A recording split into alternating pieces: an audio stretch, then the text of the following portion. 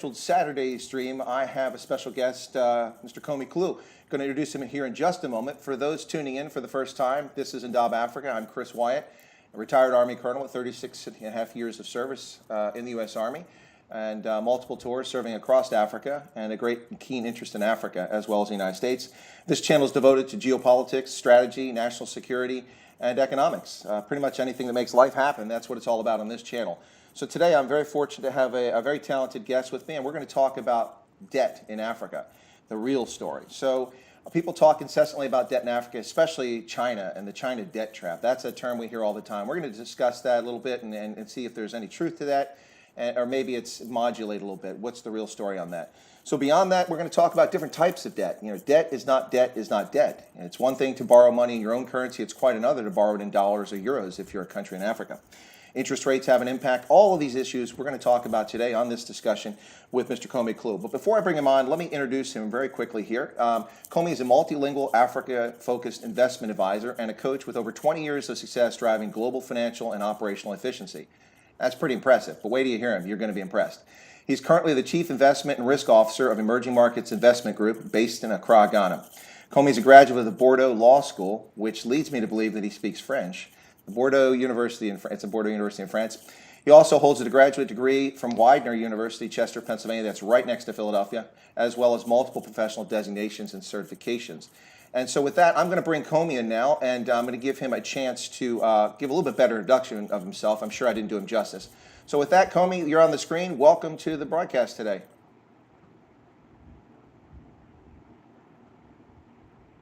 Komi, can you hear me? I think Komi cannot hear me. Okay, why is that? That's odd. Can anyone else hear me? Komi, are you there? Oh, that's really strange. I can hear Komi, but I'm not hearing him speak. I hear background there. Can anyone else hear me on the stream? I hear a lot of hellos there. All right. What I'm going to do here is I'm going to cancel and bring Komi right back in. Chris, there you are. I can hear you now. Okay, there you go. All right. I can hear you now. I lost you a while ago. No, okay, probably the connection. You know, it's this is an international thing. Okay, folks say they can hear us. Komi, please, did you hear my introduction or did you miss it? I heard the introduction. Okay, great. Well, I said you were a wonderful and amazing person. So now tell us more about yourself. Okay, my name is Komi Is. I am, like Chris said, I'm an African and American. Meaning I was born in Africa and I'm an American, so I'm an African American.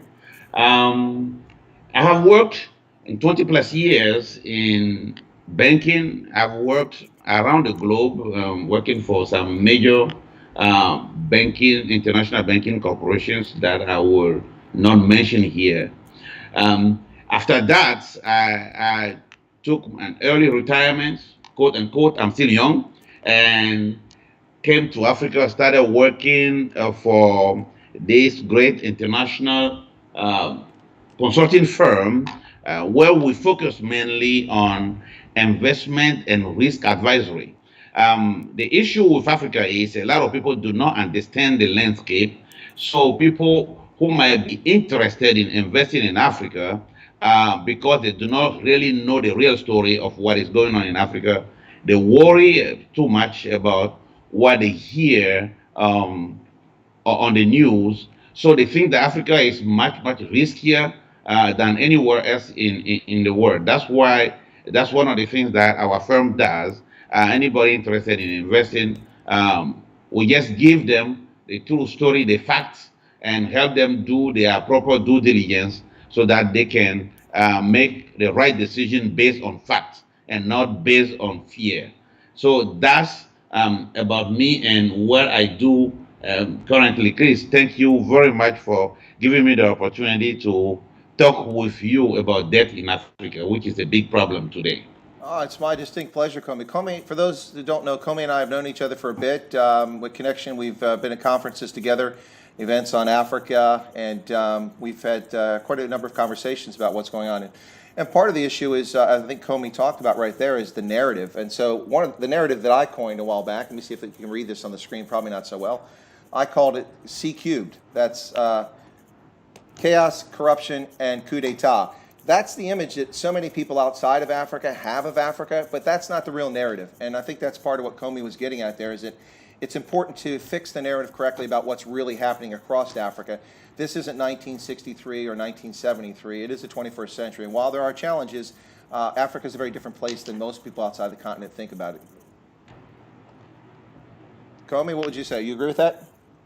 Oh yeah, I agree with it because the narrative has to change, and I do not blame anybody, but we the Africans, because we do not tell our story, and we just let the global media tell the story about Africa. So we have to tell this our story and give the true facts about what is happening in Africa. There are a lot of great things that are happening in Africa. There are still some challenges in Africa, but those challenges can be overcome by smart business people.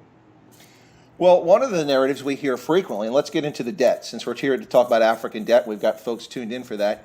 One of the narratives we constantly hear now, and you know, it's funny, before I tell the narrative, it's as if people think this issue of debt just suddenly arose yesterday. But we can look at this throughout the history of independent Africa. Debt's always been an issue in one way or another. And it's not just an African issue. We have this issue here with sovereign debt in the United States. But the narrative we hear all the time in the last 24 months is the Chinese debt trap. Africa's in trouble because they're borrowing all their money from China, and China's going to repossess things like Zambia with airfields and Djibouti with ports. So can you tell us a little bit about that narrative? Is there truth to it, or is it a red herring? No, there's no truth to it. We need to be honest with ourselves. I'm talking about we, the Africans, need to be honest with ourselves. Um, China lends money to Africa. Today, China holds maybe one-fourth of Africa's global sovereign debt. So China is not putting Africa in debt. African people are asking China to borrow money, but we are going about it the wrong way. So if you go to borrow money at a bank, somebody gives you terms that you're not going to be that are not sustainable. You have to refuse. So African leaders go to China and borrow money and avoid to read the terms of the facility that the Chinese give them. Of course, the Chinese are going to take them for a ride. Let me cite a recent story that happened. I think it was Tanzania. President Magufuli, he canceled a debt facility that China gave them because he said only a fool can sign something like that. That debt was signed and contracted by his predecessor, but when he read the terms, he realized that the terms were not sustainable at all. The terms were not favorable for his country, so he did cancel the debt. So it is about time that we Africans start taking our responsibilities and reading the terms of the debt agreement that we are signing, of the facility that we are taking on, and see if they are favorable for us. You know, it's interesting, Komi, you say that, because oftentimes when we hear people talk about debt from outside Africa, this is my characterization. If you disagree, please tell me if you do. But it seems like a paternalistic view, like the Africans are being taken advantage of, China's abusing them, when, as I think I just heard you say, Africans are asking for the money and they're responsible for getting the right terms. But it seems a very paternalistic view of what's happening with debt. Is that off the mark or no? No, that's off the mark. I mean, Africans are not being taken for a ride. Africans are positioning themselves in the market as the weaker party. So when you go to China begging for money and China gives you the term, you have to negotiate the term. If you don't read the contract that they put in front of you and you sign any type of facility that they give you, of course, whoever is just building the debt, the credit facility is going to put in that facility and that is that are going to be favorable for him. So you need to be able to negotiate the terms. The issue we have is you see an African leader who has a big project, maybe building a bridge where there is no river for political reasons, so that he can just maybe get some of the money through corrupt ways to uh, uh, uh, um, to use for his own political and or personal needs.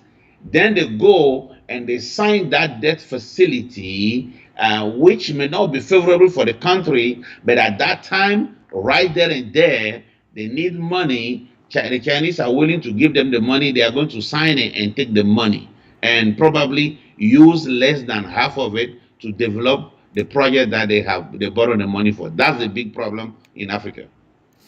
Yeah, absolutely. And of course, we've seen an earlier debt crisis. We've seen a situation back in the 60s and 70s where newly independent African governments needed credit and money for infrastructure development. Of course, some of it went to corruption, but some of it was intended for infrastructure development. But the repayment was based on the expectation of making money off of commodities. And then commodities tanked in the 1970s after the oil crisis. And we saw the countries in Africa that were wholly dependent on things like, say, Cote d'Ivoire with cocoa, or Ghana with cocoa and with gold and other resources, and Nigeria with oil. When commodity prices tanked, they found it difficult to make the loan repayments. That's just one aspect of debt. Is that a potential challenge today? I mean, we see that China's manufacturing has declined markedly as a result of Wuhan coronavirus or COVID-19. People aren't buying nearly anywhere the level of consumer goods that they were before this event. And that means that a lot of commodities that African countries provide aren't being bought in the volume they were. Is this having an impact on debt repayment today? Yes, it is having an impact because the majority of the revenue that most of our governments have is based on commodity, is based on export. So with commodity price tanking and the volume of activity being lower, it is affecting them fiscally big time. Now, one thing that the folks often they talk, we mentioned China already. So China definitely is a player when it comes to credit to Africa, but of course the multilateral institutions like the International Monetary Fund, the IMF, and the World Bank, those so-called Bretton Woods institutions, the African Development Bank, these are multilateral institutions. But beyond that, people often overlook the reality that in much of Africa, a lot of the debt is owed to domestic lending institutions. So for instance, in Ghana or in South Africa, much of the debt is actually in the hands of local banks. Does that pose a challenge for African countries? Or is it an advantage because they can repay in local currency? No, actually, that's a good thing. It is an advantage because they can repay in a local currency. The biggest issue that I see now is the foreign currency denominated government bonds, like the euro bond or the dollar bond, and those are the government are proposing to pay between 5 and 12%, where the U.S. can issue a bond at a negative rate, for instance. Yeah. So basically, the U.S. is borrowing money, is printing paper to borrow money at 0%, and African countries are issuing euro bond and dollar denominated bond at 12%. How can they sustain that? And to make matters worse, the money that they borrow through those euro bonds, they don't use them for productive Purposes. enterprises. Yep. So after they borrow the money, they don't have the capacity to repay the money back. That's one of the biggest problems in Africa borrowing. Well, I think you hit on the head there or something, Komi. It's one thing for, say, corporate debt. If you're a mining concern and you're borrowing money for capital expansion or to open a new mine or buy new equipment, you are going to get some sort of revenue stream out of that facility, and that's going to help you pay it back. But a lot of these outlays, these loans by African governments are to build infrastructure that pays nothing back. So they're banking on growing revenue to the state with no basis for coming in the state other than hoping that GDP will increase over time. Yeah, that's a fact. What we should have been doing, I'm talking as an African, what we should have been doing is to think about those projects strategically and make sure that the projects are bankable before they go and borrow money to build it. Most of the time, those infrastructure projects are, are undertaken for political expediency, and the majority of the money, I said it already, is lost through corruption. So that's one of the biggest problems we have. But I will actually advocate the African government to engage in private public partnership for those big infrastructure projects so that they can most of the infrastructure project can be revenue generating. They borrow money to build a new airport. They borrow money to build a toll. There is an African country that I know. They have borrowed money from the World Bank to build a toll, to build a road. The road has a toll. They have been collecting the toll money for like 5 years. And when they ask them, where is the money, the total money you have collected on this road, nobody could account for it. That's part of the problem we have in Africa. Because somebody well connected with the party in power was responsible for managing that toll road. I'm not going to name any name, and they take the money and spend it on their own. That's part of the problem we have in Africa. You cannot borrow money to invest in a venture that you are not able to repay, that cannot generate enough revenue for you to pay it back. It does not make sense. Yeah, it's not a sustainable business model. It's in essence what you're really doing is just expecting a grant because you're never going to pay back Yes. the principal. That's really what's happening. Yes. And if we look at the past history of lending to African states, we've seen a couple examples of this. Because of the commodity price boom and then fall that took place from the 70s to the 80s, I mentioned, we saw a lot of borrowing that took place, some of it by corrupt leaders at the highest level, head of state, but also for projects that weren't particularly productive taking place. And then we saw in the 1990s a program called HIPC, the Heavily Indebted Poor Countries Initiative, initiated by the State Department, the World Bank, and the IMF, in effort to relieve debt. Now, Ghana was a key beneficiary of HIPC and Enhanced HIPC, which was the second round that took place. And in 2005, they tried this again. But as a result, over $98 billion of African debt was erased from the books for Ghana, Mozambique, and a number of other countries. And here we find ourselves today. These very same countries are piling on debt once again. This debt relief was meant to lessen the burden of debt, which it did for many African countries that met governance standards. That's how they got the debt relief. But now they're piling on debt again. So what do we say about that? How do we handle that, Komi? Yeah, that's the phenomenon that I have issue with, because we African countries or African people cannot keep always asking for debt forgiveness. We cannot continue playing the victims here. Now, you mentioned 2005. Yes, there was a debt forgiveness in 2005, and 13 African countries, Ghana included, benefited from that. The question is, where is the money? What did we do with that money? Yeah. If anybody can answer that question for me, then I can have an intelligent discussion with a person regarding the current debates which is going on, which is actually a wrong debate. Now, because of COVID-19, a lot of African leaders are asking for debt relief without being really clear about what they mean by debt relief. Debt relief can have different forms and types. Now, what I have heard President Cyril Ramaphosa said was a bit confusing, because he was asking for a moratorium of 2 years for the poorest African countries to stop paying interest on the debt for 2 years in order to give them fiscal space to face the devastation caused by COVID-19. That is reasonable. And then in another meeting, he was calling for debt cancellation. Debt cancellation for what? That's my question. Why are they going to cancel the debt? Now, if they cancel the debt, what are we going to do with the money or the fiscal space that has been created? It's, part of my background is to do is credit risk, and in credit risk, there is something that we call the 5C of credit, which is a condition, capital, character, capacity. Let me just talk about capacity. When we Africans borrow the money, I said it earlier, we need to be able to pay it back. We need to have the capacity to pay the debt back. But one thing that we don't talk about that much is the character. If after every 10 years, African countries come back to the international community asking for debt cancellation, how will that affect our credit rating in the future? Let me give you a specific example, Chris. You're my friend. Hmm. I come to you. I borrow $1,000 because I wanted to do something with it, and I promised to pay you back.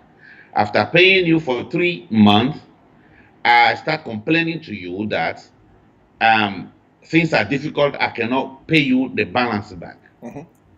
So, out of generosity, you forgive the debt, the balance of the debt and the interest that were due to you. And 2 years later, I come to you to borrow money again. If you are a financial institution, how do you think you are going to treat my new request? You are going to, in your mind, logically, you're going to think that this person is not a good borrower, is not a good customer. So you are going to put a premium on my new facility. You are going to charge me a much higher interest rate. That is what is happening with African government.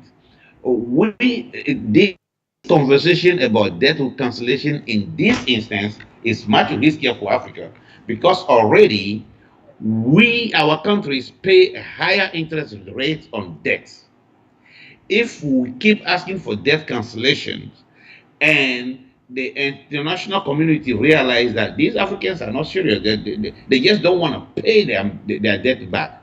Next time we go on the international market to borrow money, we'll be paying a premium. Our interest rate will be much higher than the 16% some countries pay today, and that is dangerous. No, I think it's a great point, Comey. You're making the distinction that when someone's a poor credit risk, one of the reasons why we had the subprime mortgage market here in the U.S., people who were a poor credit risk, a low income revenue that they were able to repay, and the debt to, their debt to income ratio. So yeah, that's a good point. But those interest rates come back to bite you. I mean, it's not just from your past history; it's also from your current macroeconomic situation and your future outlook. So there's a number of South Africans in the chat. And famously, we can look to South Africa, which until recently, Moody's had held out downgrading their sovereign debt to junk status, but they did that at the end of 2019. So now all three of the main credit ratings agencies have listed South Africa as junk status. The South African Treasury is empty. There's no money there because of macroeconomic policies, and they can't borrow money. Now there is an exception to this. The World Bank is making money available at like 1% interest for COVID-19, but the point is, without COVID-19, South Africa has very little in the way of options. They're going to have to go in the marketplace and borrow money at 7 to the 12% that you're talking about, because basically they have, as a nation, they're junk bond status. That could be crippling for an economy, can it? Yeah, it can be crippling for an economy, and to be honest with you, I don't agree either with the rating agencies. Historically, I've seen that the rating agency have across the board rated African countries worse than they have rated any other countries, and that is dangerous. Now, normally, the rating agencies should be using the economic growth of the country as one of the key factors, Sure. and we have seen over the last 12 years, African countries have posted good GDP numbers, and the growth absent this COVID-19 period has been consistent. Mm. So, based on that, the rating agency should be in overall in a logic of actually rating African countries debt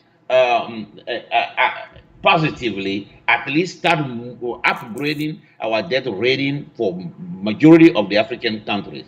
So the debt rating, personally, and some Africans do not necessarily agree. They don't think that it is fair or it is objective and transparent vis-a-vis African countries.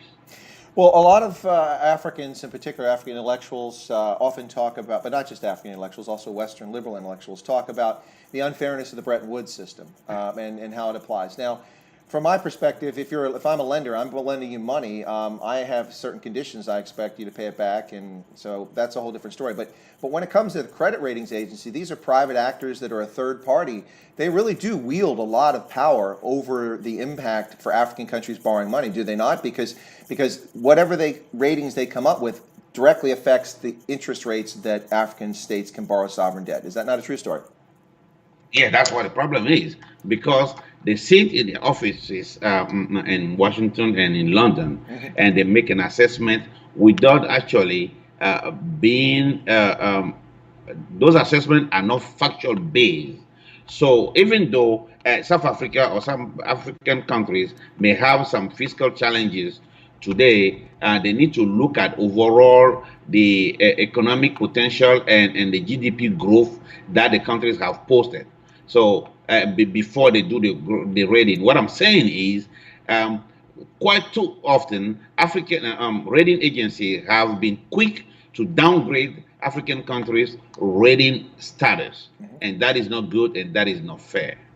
Yeah, no, that's, I don't have a lot of sympathy when I hear complaining about the Bretton Woods institutions because I'm familiar with the history and the fact that the international system we have today is a consequence of that. So, or just lenders in general when they lend money. But when it comes to credit rating agencies, I definitely have sympathy for African countries in particular because they have little control over what the credit rating agencies do, and it has a direct impact on them.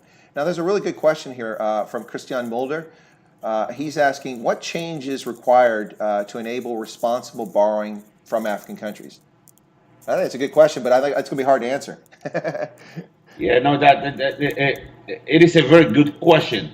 I think, like I was saying, African countries um, we need to take responsibility for our own future and the outcome that we give to our countries. We need to think about the project that would borrow money for. Currently, there are three criteria that I can see. Currently, there is the first criteria is a big mismatch between the money that we borrow and the project that we invest the money in. Meaning, usually you invest in an infrastructure project which does not generate revenue, or the maturity of that project is uh, uh, is longer than the debt obligation that you signed for. So we need to look at that. African countries need to make that change and to have some smart people at at the table who can just make some really good and fact-based, data-driven projection. The second one is the easy, I mean, the cavalier use of the Eurobond, where African government just think that they need money, so they're going to issue a government obligation in foreign denomination. That is not always productive because interest rates does and continue to change. This is one factor that they do not control. And then the third one is the rating agency. African countries need to have a through discussion with the rating agencies so that they can understand what Moody's and Fitch and all of them expect from them. And they need to start working toward that. There is a success story in that area. Chris, I know you are familiar with doing business in Africa. I mean, doing business, the ease of doing business, um, the report that the World Bank publish every year. Mhm. And no, there are some African countries that I have advised, some African governments, or that I have advised over the years. What they have done is basically having a discussion with the World Bank group that publish the report, and just to understand the drivers of the rating. So by them understanding the drivers of the rating, they started working on each driver individually. And before you know it, they started increasing their ranking and by taking specific actions. So that's the same thing I'm recommending that we do with the rating agencies, that we really understand some of the behavior that the rating agencies frown upon, and so that we can have an intelligent discussion with them and start working toward understanding and toward them improving our credit rating. It's going to take time, but we need to start working with them. All right, there's some good points coming. There's a couple of questions here I want to get to, but first I want to, I think that Croy Thompson is coming to the stream, Croy, I know from LinkedIn, if that's the same Croy I'm thinking of, who follows me on LinkedIn. He's follows most of my posts there. If that's you, Croy, thank you so much for joining the stream. I'm happy to see you here. He's in Houston and sends his greetings from Houston. But let me get to another question from Christo Hoyer. He says, what kind of guarantees form part of a typical loan to African countries in your experience? That's, again, a difficult question, I think, to answer because it depends on who the lender is. Yeah, it depends on who the lender is. I can tell you what the Chinese do. The Chinese get, for the most part, some mining concession. That's what they do. So they lend against um, natural resources. Um, the African governments are no longer, for the most part, using sovereign guarantees. They're not issuing it, at least for private lenders. So they give you a guarantee. Maybe you have some right to mine a specific resource. Copper in Zambia. Copper in Zambia, and I can tell you gold in Ghana and The list is endless. The list is endless. But those contracts are not necessarily beneficial for African governments. They need to be renegotiated. Why? Because when our maybe Minister of Finance and our leaders go to negotiate those things, I don't think they actually do a good job in evaluating the potential of the mine. And there are too many stories.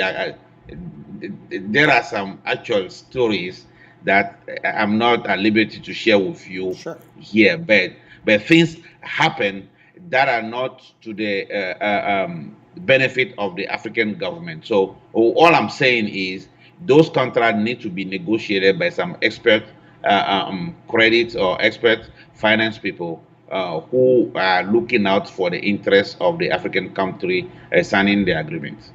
Well, I have to tell you, Komi, I think that one guest I'll never be able to get on the program, and you probably won't want to do business with, is Julian Assange. He seems to think that no one should have secrets, and me having served as an intelligence officer, there's things I can't disclose. You working in the banking industry, obviously you can't disclose things because your clients would be put at risk. It's funny how people think that secrets are a bad thing, but actually secrets protect people, protect their investments and such. So let me, there's another question here, and this one's from Croy. So Croy, once again, thanks for coming on. Croy and I know each other from LinkedIn, and he asked an interesting question, which we could make all kinds of assumptions about. But he says, "Greetings from Houston, Texas." Of course, that's the oil capital of the United States. We should point that out. He said, "If an investor was interested in looking at debt markets in Africa, where should they start?" I will Mauritius? advise. I will advise them that they should start in Mauritius. Actually, Ghana has a very attractive debt market, but Mauritius will be good. But I will also advise them not to overlook West African countries like Ghana and Ivory Coast. Ivory Coast, they are at a very critical stage, not economically but politically, assuming, and that's my prayer, that the next election cycle goes well. Ivory Coast is still at top of my list for any type of investment venture. It's a vibrant economy. That's interesting. It's also large enough that you can actually make something there. It's not a tiny country with a very small economy, so that's kind of handy. You mentioned Euro bonds, and what comes to mind with this is I remember not all that long ago, just 2 years ago, I think it was, maybe 3, that Ghana issued a Euro bond for 2.7 billion US dollars, if I'm not mistaken, or thereabouts. Now, a lot of people were shaking their head. Well, why does Ghana need to borrow money? Didn't they just get the Jubilee oil field in production? Aren't they making all kinds of money off of oil now? And they already have gold from Anglo Ashanti Gold, and they have cocoa, and also there's some light manufacturing in Ghana. So why is the government borrowing money? But I think that when people ask that question, I think it's this oversimplified question. Governments are always borrowing money, even when they're making more money than they're borrowing. So maybe you could tell us a little bit about what's going on in Ghana, since you're sitting there in Accra. No, actually, there's nothing wrong with Ghana borrowing money because the current government and previous government have embarked in big development projects. So them borrowing money is not such a bad thing, assuming that the money is used for its purpose, then it is good. And assuming that they get the money at an affordable rate, then it is a good thing. I mean, look at it. The U.S. is borrowing money to finance the stimulus package. Everybody is borrowing money. Europe is printing paper just to finance the COVID crisis. So African people will continue borrowing money, but what I'm arguing and what I'm advocating is they need to borrow money at a very affordable rate. Ghana issuing the Eurobond, if you pay attention to it, I was here when it happened. If you pay attention to it, you realize that the issuance was oversubscribed by I think five times Oh, it was crazy. It was because absolutely it was crazy. exactly. Why do you think these savvy international investors are just going to oversubscribe something from Ghana? It's because the terms were so attractive. Now, if the terms are that attractive to the investors, are the terms favorable for Ghana? That is the question. Yeah, no, I remember it was absolutely crazy. And what I told people, because at the time that happened, there was a lot of discussion. And you see me on LinkedIn. I was very Yes. active while I was still a serving officer on LinkedIn because I wasn't on film and could just state facts and opinions. But on LinkedIn, I talked about this a lot because people were like, well, the multilateral institutions are unfair. The IMF, World Bank are unfair. I'm like, well, then don't go to them. Go elsewhere. But there's no other option. Like there's the African Development Bank, there's China, the Asian Pacific or the Asian Development Bank that's just come out, that one. And I said beyond that, a country that has its macroeconomic policies in good shape can issue bonds on their own.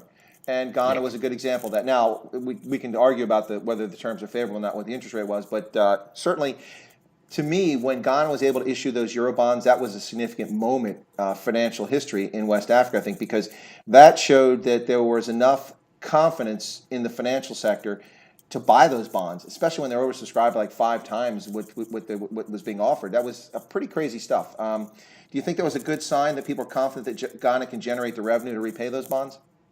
Yes, it was a positive sign, and actually it was a good financial and economic move by the government of Ghana. Let's face it, there is among African countries, Ghana is one of them that has very good governance, and there is much transparency in Ghana as far as public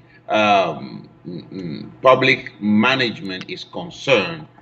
So this was translated in the oversubscription of the Ghana Euro bond. Yeah.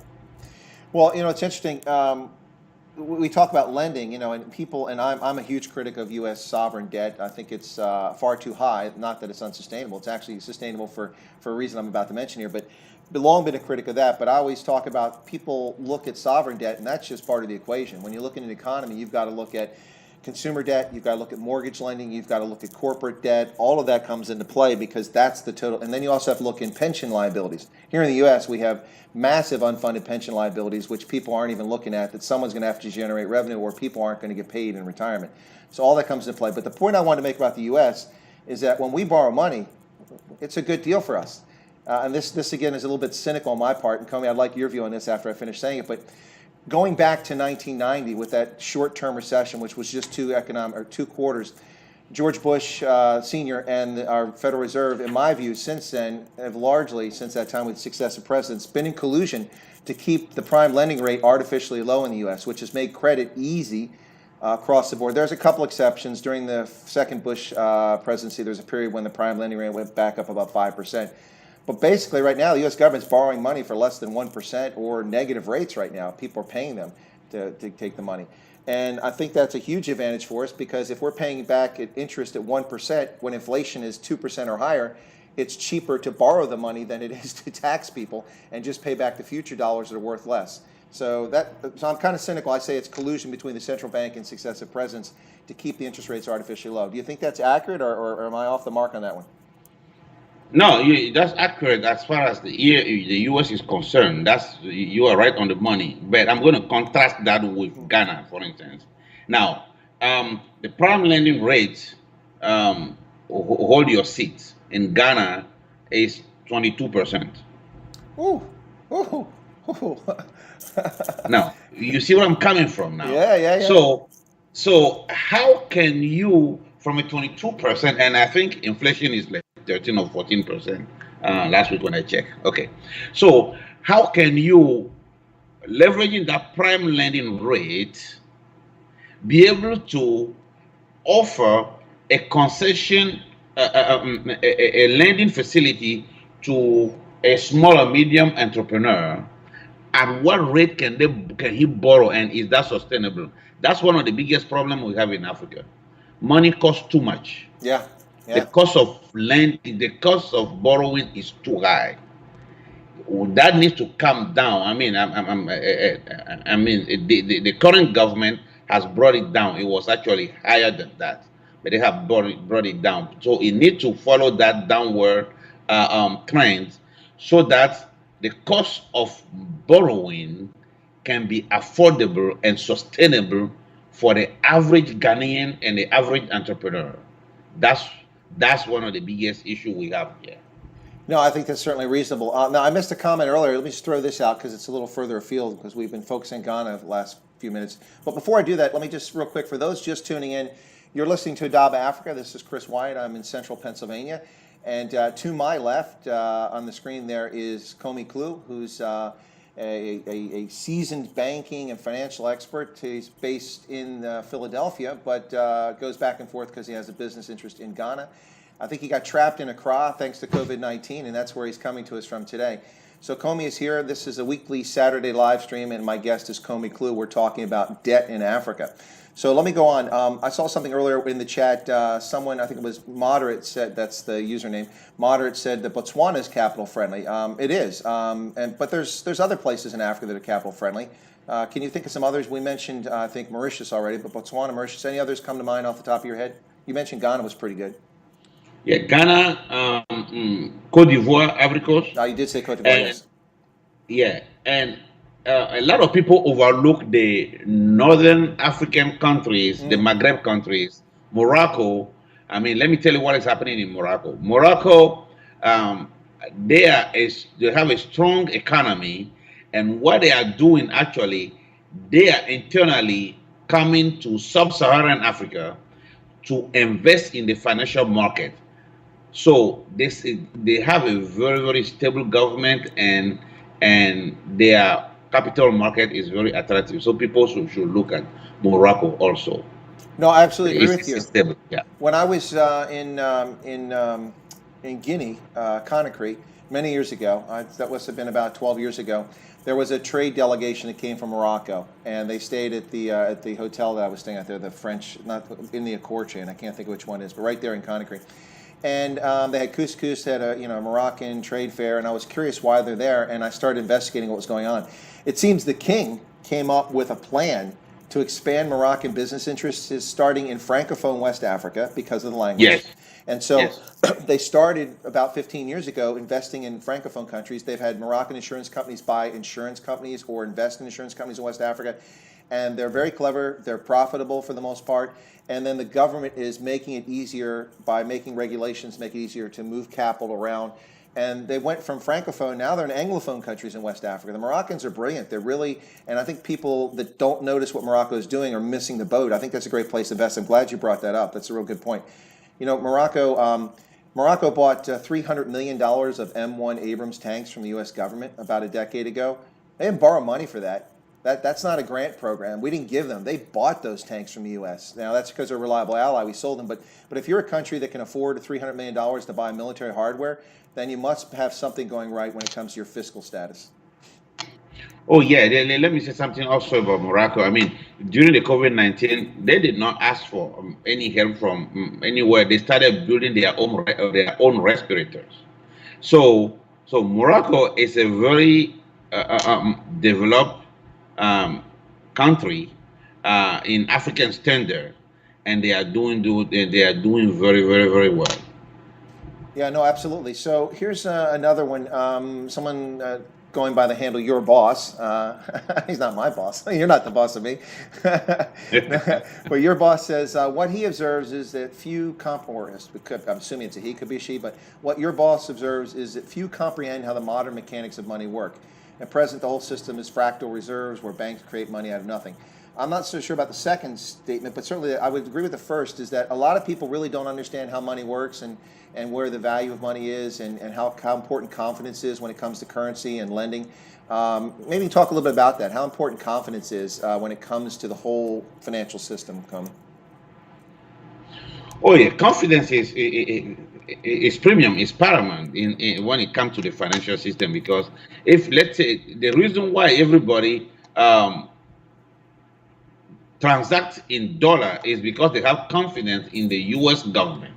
So they know that the U.S. dollar is backed by the U.S. federal government.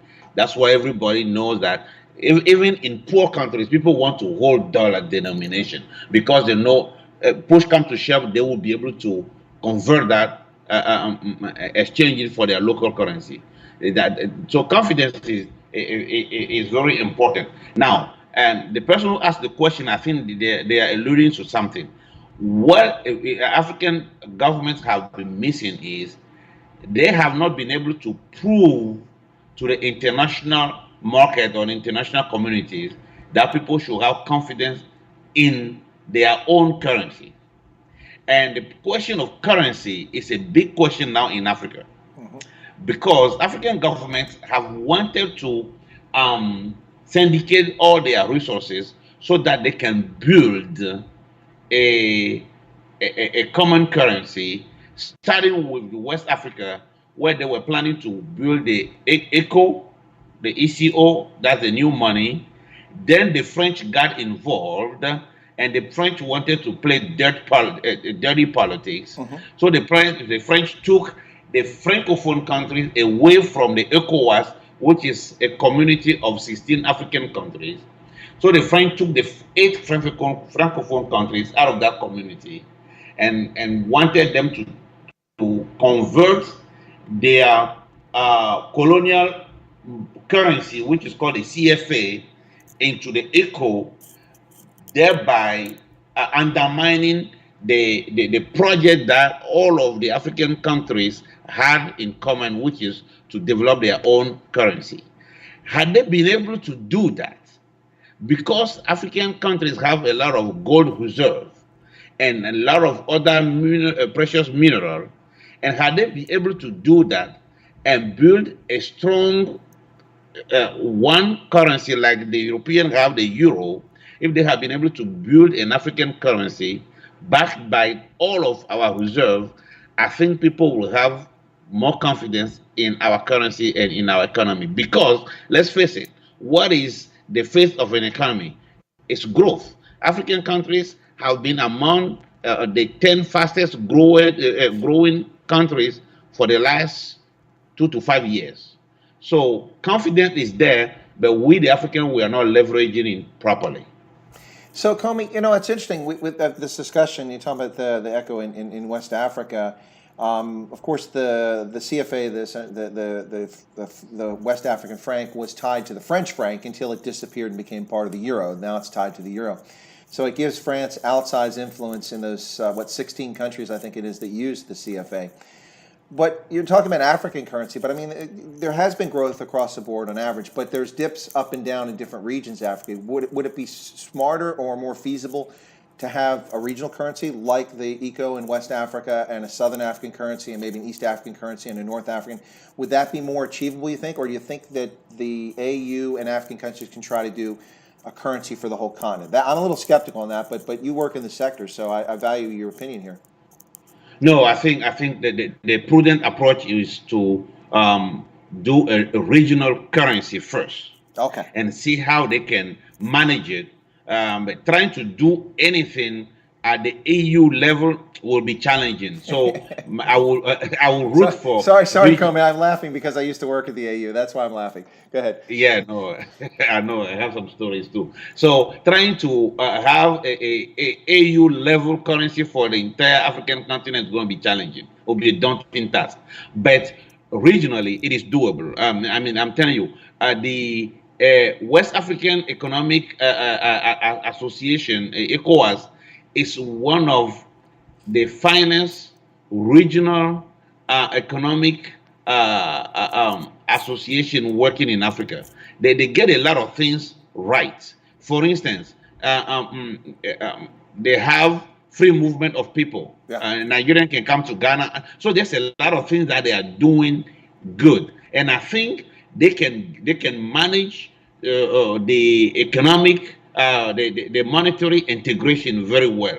They are very well integrated, so they can do it. But then the French came. The reason why the French came is political. Yeah. It's not economic. The CFA, if I can have 1 minute to give you a background, Yeah. the CFA was created by the French, and it was backed by the French central bank. Basically, speaking of confidence, so the African countries, the Francophone African countries, did not have reserve. All their reserve were deposited at the French central bank. Till today, all the African countries who are part of the CFA, they deposit their reserve in the French central bank. I think it was just a few years ago that they let the African have 50% of their reserve. And the money is actually printed in France, not in Africa. Yeah. These are things, and they have a parity between the money. The money is pegged to the euro. That is dangerous for African economies. Why? Because here you have these really low growth and small market economy that have a very strong and high, a very strong currency. So if you want to invest in a Francophone African country, you just need to realize that you're investing in Europe, because their money is pegged to the euro, and it does not change. It does not fluctuate, which is actually has a negative impact on the local African economy. People cannot afford to invest in those countries. That's why they're trying to change it. But France does not want that to happen. Actually, what we will have recommended is the Nigerian Central Bank, which is the biggest economy in the region, to take charge of the regional currency, so that they can back it. The Nigerian Central Bank and the Ghanaian Central Bank have enough reserve for them to back that currency and make it workable. But it's not happening yet. Well, one of the things you mentioned, you sort of alluded to it, Komi, is when you're pegged to a foreign currency like that, you run risks. So one of the risks you run is, of course, is that your labor costs are artificially higher than they should be, because your currency is actually valued more than maybe your economy is actually should be valued at. So we had a similar situation like when the former German Democratic Republic, the GDR, or the Deutsche Demokratische Republik, East Germany, merged with West Germany. It became Germany once again, minus the eastern third of Germany, which is another topic. But when Germany was reunited, and what happened was that they exchanged the East German mark 1 for 1, which was an economic disaster, because overnight they created massive inflation, because the money in the East wasn't worth maybe a third of what it was worth in the West, and suddenly they have the same value, and it cost the folks in the West trillions of dollars of wealth, and it also inflated the labor cost and the cost of doing business in the East. Instead of having an advantage with lower cost labor, with a weaker currency, and with easier investment climate, suddenly the costs were identical, and the workforce wasn't anywhere near as efficient or productive as it was in the West. So you get a similar situation taking place in Africa in the CFA zone, where countries ought to be getting some sort of advantage because of their actual economy, but they're not getting it. Exactly. So it's artificially increasing the labor cost and investment cost in those African countries. And to make matters worse, the African countries don't have a central bank. I mean, their central bank is managed by a French central bank, executive. So, and he has a veto right also. So, all the investment and monetary policy happening in those Francophone African countries are actually dictated from the French government. Well, That's basically what it is. right, Christophe Havanga on here said something. So, okay, so African currency will be backed by the euro, meaning the whole African monetary value will be dependent on politics, business of the EU. Christophe, that's not what Komi is saying. What he's saying is that, in effect, that's what's actually the situation today when it comes to the CFA zone in West Africa. That it is essentially, it's a consequence, it's already tied to the euro, whether they want it that way or not, by default. That's really what you're saying. You're not talking about a future African currency being backed by the euro. No, no, no, no, no, no. Actually, to the contrary, today the CFA is backed by the euro, and all the African intellectual and African youth, majority of them are actually advocating for decoupling of the African currency from the euro. We wanted to have our own African monetary policy, which can set the value of the currency and not have anything to do with the euro. That's what we're advocating for. Right. So let me do a little bit of house cleaning here real quick, and then we'll continue on. So, hey, folks, just tuning in late to this stream. This is Indaba Africa. I'm Chris Wyatt, sitting in central Pennsylvania. And my guest today is Komi Klue, a banking expert and financial analyst who's got a vast amount of experience in African banking and also here in the West. He's based in Philadelphia, but also has interest in Accra, Ghana, where he's currently at, courtesy of COVID-19. He's kind of stuck in Accra at his place of business there. But we're discussing debt in Africa, and we've raised a number of issues here. But very quickly, let me just point out for folks, I will be doing a live stream later today at 2:55, so 14:55 Eastern Standard Time in the U.S. That'll be 19:55 in London and Abuja, and 20:55 or nearly 9 o'clock in Gaborone and Johannesburg. The reason for that is I had the stream the other day for the launch of the NASA SpaceX Crew Dragon Demo 2 mission, which was aborted thanks to bad weather. Looks like the weather is okay today. It's scheduled to take off at 3:22 Eastern Standard Time, so I'm going to come on about a half hour prior to that. We'll talk about the launch, this historic launch, the first manned space flight from U.S. soil since 2011. So if you can tune in later today, please join me for that. Yeah, Christoph says, go Dragon Crew. Absolutely. Actually, it's Crew Dragon. They got it backwards. But anyway, so one quick point here to add, and then I'm going to get a question we've got here for you, Komi. So one of the things, of course, you mentioned about money is that the actual notes, the physical notes that most Africans carry in their pockets aren't printed in Africa. There's only a few exceptions. Most of them are actually printed in Switzerland or in Germany by companies that print currency. But that's not unique to Africa. That happens in many countries around the world. Because of the countermeasures for counterfeiting and to protect these currency. But a lot of that currency isn't even printed in Africa. For instance, Liberia just got a whole bunch of brand new banknotes. They were printed abroad. So that also has an impact too, doesn't it? Because these African countries actually have to pay somebody to make that currency and bring it to the continent. It's not a major cost, but it is a cost, yes? No, it is a cost, and also it is a factor of this economic sovereignty of the country. What you have, one of the arguments of the African intellectual, and I'm talking about Francophone African, yes, and not African, Francophone African intellectual and scholars. They are arguing that how could we say that we are independent if even our money, our monetary policy is being set and decided by the French, and the actual money is being printed in French.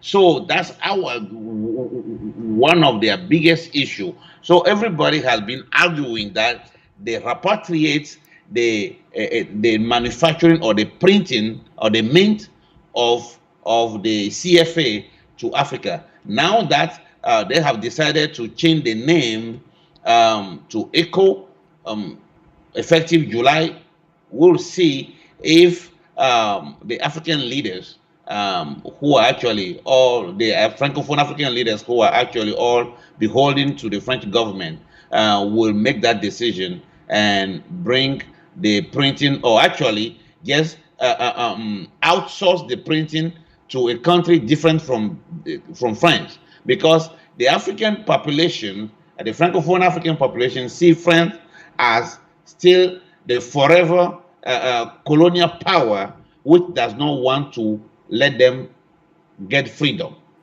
So there is a political and psychological undertoning of what is happening between Francophone Africa and France. No, absolutely. So most of our questions so far have come from Africans from the southern part of the continent who, like me, have a very poor tan. So we've actually got a question here from someone that's a West African, I believe. Olufemi Osidele has got a question here. So Olufemi's question is, the African Continental Free Trade Agreement is attempting to strengthen small African economies through agglomeration. Can Komi speak to the notion that things are likely to get worse before they become better in the long term? Does that make sense? Let me try. Actually, Femi is my friend. Dr. Femi, okay. Hello, thank you for joining. I don't think things have to get worse before they get better. I know maybe he's referring to the single African market, the African Free Trade Agreement. If that's what he's referring to, it is a good program, it's a good agreement, and the implementation should go, should continue, should move forward, regardless of COVID-19 or not. I might say that the Secretariat is based here in Accra, Ghana, and they are ready to start implementing the Africa Single Market Agreement. Now, will the implementation go smoothly? No. I mean, everybody knows we have issues in Africa, and I'm the first one to say that. We have a lot of problems, logistic problem, border crossing problems, supply chains problem, and harmonizing the border crossing policies. And there are something that they call the rules of origin that all the African countries have not completely agree on its definition. The rules of origin basically means that for a product to benefit from a reduced tariff within the African free market, the product has to be made, for the most part, have to be manufactured in Africa, period. Yeah, That's the rules of origin. Sorry, Komi, I thought that you finished there. Yeah, that's the rule of origin. But that's what I see as one of the difficult points that we, the African, will not be able to manage properly, at least at the onset of the implementation. So 2020, 2021 will be chaotic before things start to get better. Gotcha. Well, you know, I've written a lot about the African Continental Free Trade Agreement, and while I'm in favor of it, and I think it's a great step in the right direction, some of the shortcomings I've talked about frequently are like enforcement. What's the consequences for someone who signs it?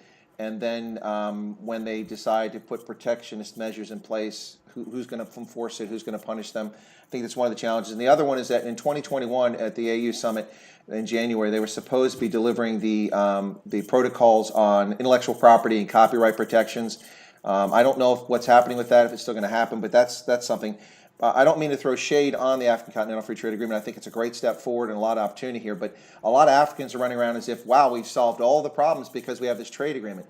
But a trade agreement is just an agreement. If you can't enforce it, if the parties don't play fair by it, if the regional hegemons abuse it, and I'm not saying they will, but I'm saying the possibility is there, then it's just an agreement. So I think a lot of the infrastructure, the foundation, the skeletal backdoor stuff to make it work well still needs to be put in place. Do you think that's fair or no?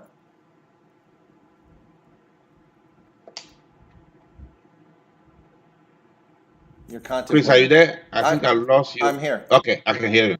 I can hear you now. Did you hear what I said, or did you miss my question? I missed the question. All right. Well, let me just very quickly. I'll summarize. We're over the hour, Komi. Can you go a few more minutes, and we'll continue? Yeah. Okay. Yeah, all I'm right. fine. So what I said is that I've written a lot about the African Continental Free Trade Agreement, particularly on LinkedIn, and I think it's a great step in the right direction. But one of the concerns I have with it is that a lot of African intellectuals are running around as if we've solved all of Africa's problems because we have a piece of paper that says we have a trade agreement. But you need to put the infrastructure, the skeletal structure behind it for enforcement, for copyright protection, intellectual property, which is supposed to be done next year, the intellectual property. But a lot of things still need to be resolved before it becomes effective.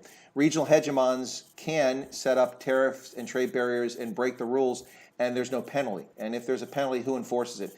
So I think it's a great step in the right direction, but right now I think that people need to work on making this thing effective rather than simply taking a holiday, cracking the wine cork on the bottle and saying, success, we've got an agreement. Do you think that's fair or no? No, I think that's fair, and I will add to it, but add this point to it. We need a real political will from the leaders. The agreement, just a piece of paper, like you say, just a piece of paper.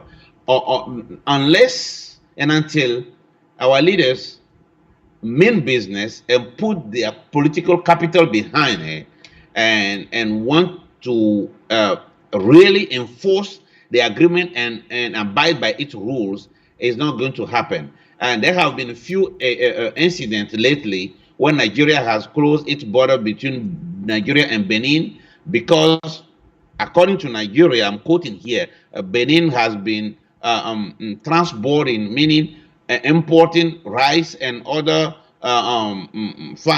refined products from China and other countries, and that they were using as a contraband to flood the Nigerian market. That's what caused the border to be closed.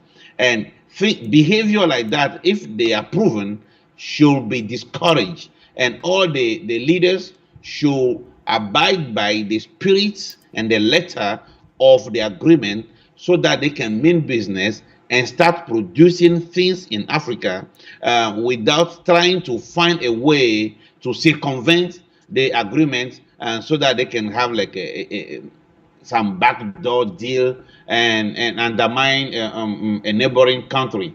So, like you said, the implementation is going to be very challenging. That's where we will see the detail in the implementation. That's why I'm giving it at least 2 to 5 years for the true African free market to be implemented or to start yielding some fruits that we expect. But overall, it is a good strategy. It's a good vision. It's a good agreement. We need to hold our breath and pray and maybe help the African countries to do a smooth implementation. Above all, their political will has to be there. They have to be there. They have to have the will to make it work and stop backstabbing each other. That is the challenge I see. No, I think it's a fair point. It's one that I raise quite frequently. So another thing is, we can have great strategies, but if no political effort is put behind them, then they're useless. For instance, when I was at the African Union, they had folks in the Peace and Security Directorate who drafted something called the African Integrated Maritime Strategy, which wasn't just a security strategy. It was for economics, customs, maritime surveillance, all of that, search and rescue, a brilliant plan, the AIMS 2050, the African Integrated Maritime Strategy. But there's been no political will behind it. Nothing's really been done since it was written in 2012, 2013 timeframe. Very disappointing. But we're going to wrap up with one question here, Komi. One last question to you. This came from Jacques Aquarius. He says, which African country outside South Africa is recommended for investing in business or property? In business or property? I mean, we publish, Chris, I'll send it to you. You share it with your audience. I publish every year. Our firm publishes the 12 best investment destination in Africa. On the list we have Ghana, we have Nigeria, we have, of course, we have South Africa, we have Morocco, we have Mauritius, we have a lot of countries, even Ivory Coast. What I recommend to anybody looking at investing in Africa, the person just needs to do their homework. Like I have a saying, before you invest, investigate. So I like that. I'm going to use it. Yeah. Before you invest, investigate. You will not buy a stock on New York Stock Exchange without doing some research. So why will you do the same thing in Africa and not do some research? That's what my firm is for. We help foreign investors in Africa. We have representation in 38 African countries. We help foreign investors in Africa just do corporate due diligence, the basic ABC of, should I invest in this company? Should I invest in this country? What are the risks? And that's it. So if anybody who tries to invest in Africa should investigate the investment destination. They should also think about the industry that they are investing in. Today, agribusiness, agriculture is booming, is going to continue booming. Energy is going to continue booming in Africa. I mean, renewable energy especially. I mean, people are investing in mini grids in Africa, and sky is the limit. They're making money. And fintech, Africa is the birthplace of modern fintech financial technology. It was invented in Kenya Yep. with M-Pesa. So M-Pesa, that's yep. a fact. Yep. Exactly. So with COVID-19, the African Development Bank said that they have finally realized that money is dirty, and money can be carrier of bacteria and viruses. So the move in Africa now is to move to a digital currency, just demonetize African economy. That's a huge undertaking, a lot of opportunities. So anybody looking at investing in Africa, the sky is the limit. They need to do their homework, and they will make at least their double-digit return. Well, we started this conversation talking about African debt, and I think that was fascinating, but we're really getting into something more about investing here. Maybe I'll get you back on for another stream, Komi, if you'd like to talk about investing in Africa sometime in the near future. What do you think about that? Is that a good idea? Oh yeah, that's actually my area of expertise. That's what I do every day here. So yes, that will be another. All right. I'll take you up. Yeah. All right, well, we'll do that. So, but a lot of people look at Africa and they're really missing the boat here. I mean, you mentioned M-Pesa, which is now spread across the continent, and also mobile telephony is all over the continent. The continent is very different than many people realize. The opportunities are there. Most Africans have no access to retail banking as a percentage of population. Think about the growth if you could bring retail banking to 3 or 4, 5, 6, 700 million people who don't currently access it. Talk about an opportunity to make money or an opportunity to deliver a social good. And that's just one aspect of all of the potential bonanza for those who want to invest in Africa that's coming up. So what I'm going to do is we're going to close here in just a second, very quickly. So I want to thank Komi Klue, my guest today, talking about debt in Africa here on Indab Africa. And I'm just going to remind folks that I will be on again And this afternoon. Chris, can I make a closing remark? Yeah, no, I'm going to give you a second for closing remark here. Hang on. Okay. So I just want to remind folks that I will be on this afternoon a little bit later for the launch of the NASA SpaceX Falcon 9 rocket with the Crew Dragon capsule taking our two astronauts, Bob Behnken and Doug Hurley, into space for the first manned launch on U.S. soil since 2011. That'll be at 2:55 Eastern Standard Time, 20:55 in Johannesburg and Gaborone, and 19:55 in London and Accra. And so I'm going to give Komi a chance to come in. Komi, what are your final remarks you can share with folks? And we want to thank everybody for tuning in. Yeah, no, my final remark is going back to the debt, the question about the debt. Debt in Africa is, people don't really understand it. And debt is not all that bad if it is used properly and for its purpose. So what I'm saying is there's a question on the table now about debt relief and debt cancellation. That question is the wrong question to pose. I say yes to debt relief where African debts, sovereign debts can be renegotiated, or they will have a moratorium on payment of the debt because of the crisis everybody is traversing today. But ultimately, African government should pay their debt. So I'm saying no to debt cancellation because that is a double jeopardy. It's going to negatively and adversely affect African government. So yes to debt relief, no to debt cancellation. And I pray that we, the African, every money that we borrow, we can put it to good use for a future, a brighter and more prosperous Africa. Thank you for the opportunity, Chris. No, Komi, thank you so much. I appreciate it. Yeah, and I'm right in line with those comments. I have no objections to a debt holiday, a repayment holiday, or restructuring of loans in the crisis, the pandemic, which is unprecedented. It's a black swan event, the way that governments have addressed it. So I agree with that. But like you, I think that canceling debt sets a bad moral example. If you let a person that borrows from you continually not pay you back, then you're a sucker, and so are they. And so, okay. Yes, I agree. All right. So anything, Komi, any last words, and then I'm going to close out? No, thank you for the opportunity. I'll be waiting for your invite to come and talk about investment opportunities in Africa. Africa is growing with or without coronavirus. We're making moves, and so sky is the limit for Africa. Come invest. All right, Komi, hang on there. Don't go away because we're going to chat as soon as I close, but I'm going to close up the stream in a moment, so stay with me on the line there. Ladies and gentlemen, Okay. thanks so much for tuning in. This has been a discussion about debt in Africa, and as it turned into a discussion about investing in Africa, which is a great opportunity.